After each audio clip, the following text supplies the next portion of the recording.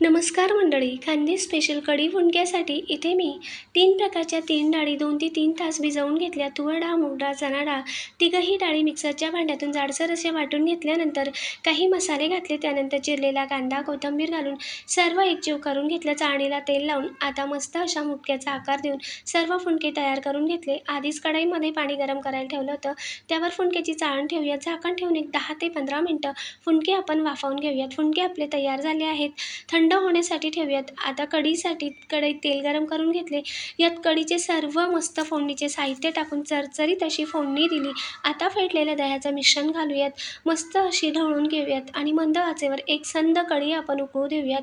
उकळल्यानंतर पुन्हा कोथिंबीर घालून 1 मिनिट अशी चुकून घेतली. फुंडक्यांचा चुरमा करून कढईत किंवा तव्यात परतवून घ्या. असंही खाऊ शकता. खाली दिलेल्या टायटलवरच्या त्रिकोणावर क्लिक करा. डिटेल व्हिडिओ नक्की बघा. लाईक, शेअर, सबस्क्राईब करा. कमेंटद्वारे सांगा. धन्यवाद.